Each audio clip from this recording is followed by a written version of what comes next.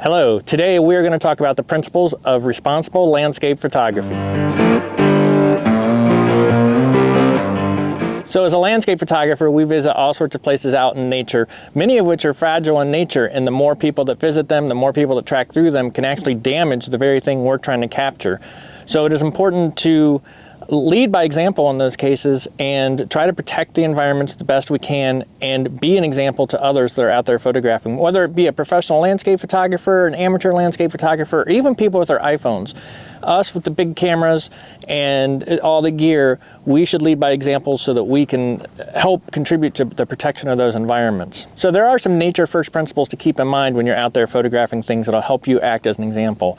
Back in about 2018, a group called Nature First Photography formed, and their mission was to help teach these principles to photographers so that we can lead, but both follow the principles so that we're not damaging these environments and we're following the rules, as well as lead by example and teach others. Over time, photography's grown more and more popular, whether it be with cameras, iPhones, or anything like that. So there's always people out with iPhones. I mean, we go to any spot, you see them wandering and going possibly places they shouldn't go. In addition, as with the increase of photography, more and more people are trying to get outdoors, leading to more people out in the wilderness and out in the environment. And over time, some of the things that a lot of us old-timers knew about stewardship of the land, hike with no trace, have sort of been forgotten. They haven't been passed down as much. So the Nature First Photography has set forth some principles to help reinforce those and help teach people good stewardship of the land. And I think they're important things as landscape photographers who are out in these fragile environments quite frequently to follow. So we're going to touch base, we're going to look at each one of those principles, go over it real quick, and hopefully you can take some of that information and apply it to your own landscape photography when you're out hiking around, taking pictures, and just sort of keep in mind some of those things that we might be doing that aren't really great for the environment just to get that shot. So let's dive into those principles. Okay, so the first principle is prioritize nature over the photography. We all know you get out to a spot and you want to get that perfect spot, and maybe it's across that area that says, you know, do not cross, or restorative area. But really, it's important to work within the confines and let nature heal in those places it needs to heal. Don't go into locations that are going to damage nature just for the sake of photography. Yes, maybe the perfect shot is across that barrier to get it, but there's a reason it's there. The stewards of the land are trying to allow that land to repair so it's still around and continues to look awesome. So accept those confines and work within the limits to get the shot you need. Sometimes I take it as a challenge to, especially places where I've photographed before where those restorative areas weren't necessarily there, and now some compositions I'm used to aren't available. I sometimes take it as a challenge. How can I work within these confines to still get an amazing shot? So the first thing is, when you're out photographing things, I know it's easy to get caught up with those amazing photos and getting those photos and moving to wherever it takes to get it. But prioritize nature and the environment you're in first over your photography. So keep that in mind as one of the first principles. So before you go to a place, educate yourself about the location you're going. See what the rules and regulations are. See what that environment is about. Are there anything unique about it where things that you normally do could be more harmful to it than others? Or are there things that you're not used to being able to do that you can? That education can help you go in more prepared, both from gear-wise, like what you're bringing, because you know some of the things, as well as just what to be aware of while you're out there and walking around. Are there a lot of restrictions? Is off-trail hiking encouraged? Or is it very strictly stick to the trail and don't wander off? Know those things ahead of time before you head out, and that can help you have a more successful photography trip while keeping that nature first perspective over your photography. Another principle to keep in mind is reflect on what your actions can do to the environment. Even if it's not strictly posted, just think about what you're doing. Are you breaking a branch off to get a perfect picture? That's not a good thing to do, and it's impacting the environment, and you want to be sure you're not doing that. So take a moment before you do something, before you head off trail or follow a side trail somewhere, or you're trying to, get that shot and you're about to manipulate the environment. Keep that in mind and think about what your actions might do to damage the environment. It's always good to be thoughtful and mindful of what you're doing and how it can impact the environment. If you keep that in mind, that'll help you keep that nature first perspective. Today, with location sharing and everything like that, it's sometimes you can draw a large amount of people to a very fragile environment by posting locations. And this is a sensitive topic. I sometimes post my locations, especially if it's already a state park or national park where everybody knows where something is. I'm not too shy about hiding some of those locations. They're already fairly populated.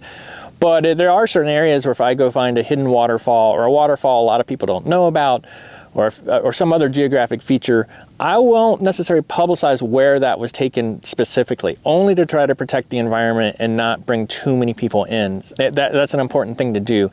Now, with that said, if someone asks and it's a photographer I trust or a person I trust to also be respectful of the environment, then I'm apt to share it. It's not that I'll never share a location. It's just you don't necessarily need to publicize it greatly. Sometimes just that effort of someone needing to ask will reduce the number of people that actually will, because it's an extra step, versus publicly displaying it with its specific coordinates.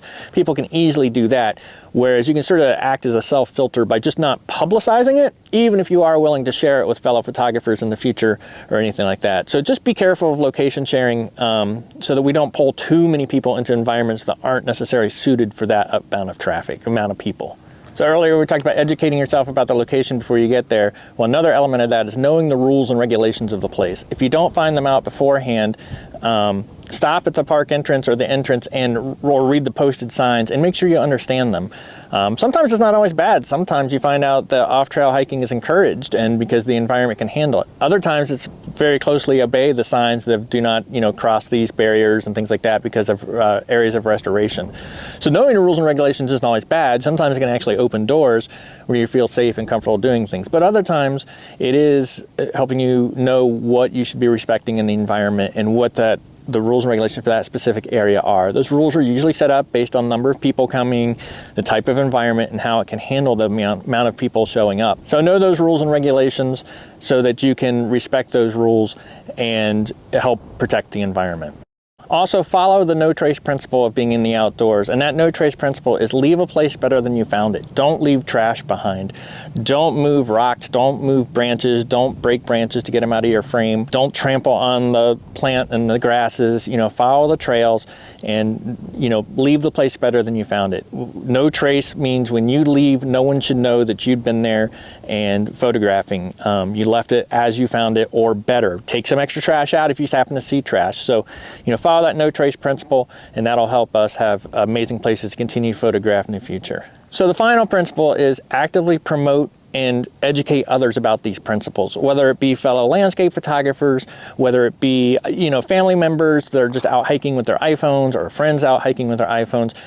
Use these principles and help teach them to others and help lead by example of using these principles, and it'll help protect our areas and our environments, and it's what we as landscape photographers can do to be responsible to the environments that our hobby brings us out into. It's a very important piece, and by us educating and promoting these principles to others, we can help preserve these lands and these environments that we get out into. So I hope you found these principles helpful.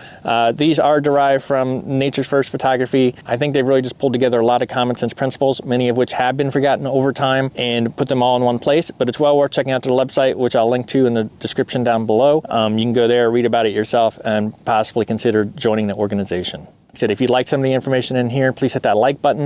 And again, if you want to see future landscape photography content from me, including tips, tricks, behind the scenes, and looks at gear, hit that subscribe button so you can be notified of future content. And thank you for watching today.